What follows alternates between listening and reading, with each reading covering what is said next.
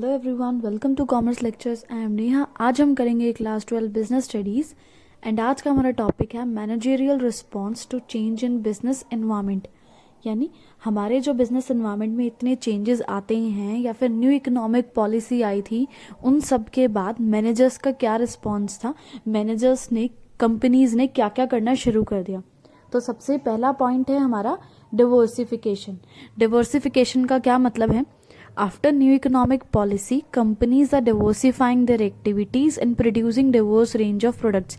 यानी जब new economic policy आई, liberalisation आया, प्राइवेटाइजेशन, ग्लोबलाइजेशन आया, इसके बाद कंपनी जो थी उनको कंपटीशन बहुत ज़्यादा बढ़ गया, क्योंकि पहले सिर्फ इंडियन कंपनीज के साथ ही कंपटीशन था, अभी मल्टीनेशनल कंपनीज के साथ भी कंपटीशन होने लग गया। तो इंडियन कंपनीज ने क्या करना शुरू किया, अपनी एक्टिविटीज़ को और बढ़ाना शुरू कर दिया और नए नए टाइप के प्रोडक्ट्स बनाने शुरू कर दिए। जैसे कि अगर हम एग्जांपल देखें तो है रिलायंस की सिम आती है ना, जियो की। रिलायंस के फ़ोन भी आने लग गए हैं। रिलायंस फ्रेश जब वेजिटेबल्स वगैरह मिलती है, स्टोर है रिलायंस का। रिलायंस के मॉल भी होते हैं, रिलायंस के आजकल कपड़े भी, रिलायंस ट्रेंड्स है ना, काफ़ी सारी चीज़ें रिलायंस जो है काफ़ी जगह हाथ पैर मार रहा है। तो उसे बोलते हैं डिवर्सिफिकेशन, यानी अलग अलग टाइप के प्रोडक्ट्स में बिजनेस करना। चलो आगे बढ़ते हैं। Joint ventures, collaboration, takeovers, mergers, ठीक है, ये सभी बहुत कॉमन चीज़ें हो गई थी लिबरलाइजेशन के बाद। ठीक है, जब न्यू इकोनॉमिक पॉलिसी आई तब ये चीज़ें काफ़ी होने लग गई थी। मल्टीनेशनल कंपनीज क्या कर रही थी, इंडिया में आती थी और किसी इंडियन कंपनीज के साथ कॉन्ट्रैक्ट कर लेती थी। Companies are doing this to get entry to new market. Companies ऐसा क्यों कर रही थी? जॉइंट वेंचर, कोलैबोरेशन, मर्जर, मतलब कोई एक कंपनी किसी दूसरी या और दो तीन कंपनीज मिलके जब एक साथ काम करती हैं तो उन्हें बोलते हैं ये जॉइंट वेंचर, मर्जर, कोलैबोरेशन, है ना। सो वो इसलिए कर रही थी ताकि उन्हें एक नई मार्केट में एंट्री मिले। देखो, कोई मल्टीनेशनल कंपनी है, वो अपने देश में अपना सामान बेचती है ना, लेकिन अगर वो इंडिया में आके भी बिजनेस करेगी तो वो बाहर के देश में भी सामान बेचेगी और इंडिया में भी सामान बेचेगी, उसको डबल मार्केट मिल जाएगी, है ना। एक्सपेंड प्रोडक्ट रेंज, अपना प्रोडक्ट को और बढ़ाने के लिए, ठीक है, नए टाइप का प्रोडक्ट बनाने के लिए या लेटेस्ट टेक्नोलॉजी के लिए कंपनीज ये सब कर रही थी। नेक्स्ट पॉइंट देखते हैं, ब्रांड बिल्डिंग। ब्रांडिंग का क्या मतलब होता है? पुटिंग मैन्युफैक्चरर्स नेम और picture etcetera on package of product. यानी प्रोडक्ट पे आपने देखा होगा, कोई भी प्रोडक्ट खरीदते हैं तो उस पर उसका नाम लिखा होता है कि कौन सी कंपनी का है। जैसे कि नाइकी के शूज़ हैं LG या सैमसंग, ऐसे सब लिखा होता है ना प्रोडक्ट के ऊपर। So after new economic policy, brand building, goodwill, image of companies become very important. बहुत ज़्यादा इंपॉर्टेंट हो गया अपनी ब्रांड को आगे बढ़ाना, सारे कॉम्पिटिटर्स से अपनी ब्रांड को फेमस करना, अपना नाम फेमस करना बहुत इंपॉर्टेंट हो गया सक्सेस के लिए। So companies are spending huge amount of money of brand building, advertisement etcetera.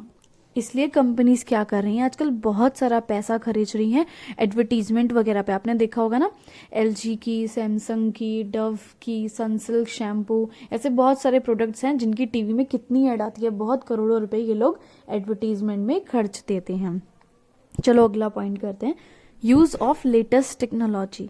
इसमें क्या है, आजकल बहुत ज़्यादा कंपटीशन हो गया है ना, तो लेटेस्ट जो है टेक्नोलॉजी के बिना काम चलता ही नहीं है। इसलिए कंपनीज क्या कर रही हैं, अपनी कंपनी में लेटेस्ट से लेटेस्ट टेक्नोलॉजी लेके आ रही हैं और R&D डिपार्टमेंट यानी रिसर्च एंड डेवलपमेंट डिपार्टमेंट में भी बहुत सारे पैसे खर्च कर रही है ताकि लेटेस्ट टेक्नोलॉजी या काम करने का लेटेस्ट तरीका उनकी कंपनी में आ सके।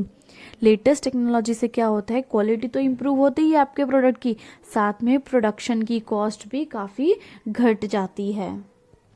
नेक्स्ट पॉइंट देखते हैं, इम्प्रूव्ड कॉम्पेंसेशन लेवल। यानी आजकल जो है सैलरीज भी काफ़ी बढ़ गई है। आपने सुना भी होगा 50-60 हज़ार, 70 हज़ार, 80 हज़ार, कितने कितने रुपए कमाते हैं लोग प्राइवेट कंपनीज में।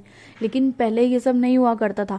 न्यू इकोनॉमिक पॉलिसी से पहले इतनी सैलरीज नहीं हुआ करती थी, लेकिन जब से मल्टीनेशनल कंपनीज आई हैं ये इतनी सैलरीज प्रोवाइड करा रही हैं अपने एम्प्लॉयज़ को। सैलरी पैकेजेस अब बढ़ चुके हैं, ठीक है, मैनेजेरियल स्टाफ है, टेक्निकल जॉब्स है, उन सब के सैलरी पैकेजेस बहुत ज़्यादा बढ़ गए हैं और now it has become common to give incentive for better performance. हालांकि आजकल एक और चीज़ ट्रेंड में चल रही है, अगर आप अपनी अच्छी परफॉर्मेंस दे रहे हैं, अपने टारगेट्स पूरे करते हैं, तो आपको कुछ एक्स्ट्रा पैसे यानी इंसेंटिव दिया जाता है। नेक्स्ट पॉइंट है हमारा कस्टमर फोकस। इसका क्या मतलब है, आजकल क्या हुआ है, हमारा सारा फोकस कस्टमर्स हैं। हालांकि पहले प्रोड्यूसर हमारा फोकस हुआ करते थे, प्रोडक्शन हमारा फोकस होती थी। Now Indian companies focus on customer satisfaction rather than increasing profit and sales only. पहले क्या हुआ करता था कि प्रॉफिट इंक्रीज कर लिया, सेल्स इंक्रीज कर लिया, बस यही हमारा मेन मोटिव होता था। लेकिन अभी हम क्या सोचते हैं कि हमारा कस्टमर सेटिस्फाइड हो, यानी पैसे तो कमाने ही हैं लेकिन कस्टमर सेटिस्फेक्शन भी मस्ट है ना। Product is produced after analysing the customers needs and wants, यानी प्रोडक्ट बनाने से पहले ये देखा जाता है कि कस्टमर में एक्चुअली चाहता क्या है, जो वो चाहता है उसके अकॉर्डिंग प्रोडक्ट बनाया जाता है। Companies have also started toll free number two register complaints, यानी कंपनीज क्या कर रही हैं आजकल, अगर आप देखेंगे कोई भी प्रोडक्ट तो उसमें एक टोल फ्री नंबर दे रखा होगा, और आपको प्रोडक्ट से रिलेटेड कोई भी प्रॉब्लम है, उसके इंस्टॉलेशन में कोई प्रॉब्लम आ रही है, उस टोल फ्री नंबर पे कॉल कीजिए और आपकी प्रॉब्लम सॉल्व हो जाएगी। तो इसी के साथ ये वीडियो आपका खत्म हुआ। Thanks for watching this video. Please like share and subscribe.